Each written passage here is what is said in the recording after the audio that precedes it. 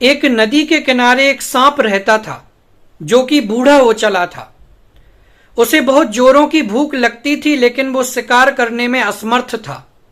एक दिन उसने एक योजना बनाई और मेंढकों के पास जा पहुंचा। उसने मेंढकों से कहा कि अब मैं बूढ़ा हो गया हूं, शिकार करने में असमर्थ हूं, जाते जाते एक नेक काम करना चाहता हूं। मेंढकों ने कहा, क्या? सांप ने कहा, मैं चाहता हूं कि तुम लोग मेरी पीठ के ऊपर बैठकर सवारी करो। मेंढकों ने कहा, हम एक ही शर्त पर तैयार होंगे, यदि तुम्हारी जाति का कोई भी सांप हमें नहीं खाए तो। सांप तैयार हो गया।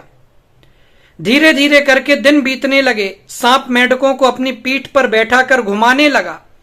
एक दिन सांप ने कहा कि आज मुझे थोड़ी सी भूख लग रही है, एक मेंढक मुझे खाने में चाहिए।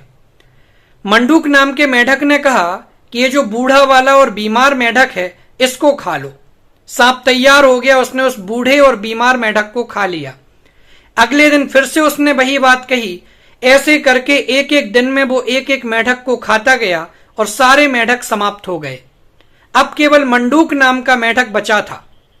तो अब उसने कहा, मंडूक अब तुम्हारी बारी है। मंडूक नाम का मेंढक दौड़ने लगा।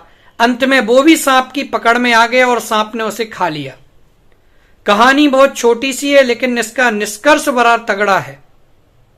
कहानी के माध्यम से हमें यही बताया गया है कि जो दूसरों के बारे में बुरा सोचते हैं, उनके साथ में बुरा होता है। मंडूक मेंढक ने बाकी सभी मेंढकों के साथ बुरा सोचा और अंत में उसे बुराई का शिकार बनना पड़ा।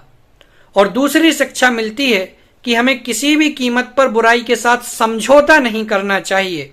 यदि आप बुराई के साथ समझौता करते हैं तो एक ना एक दिन आप खुद उस बुराई के शिकार बन जाएंगे।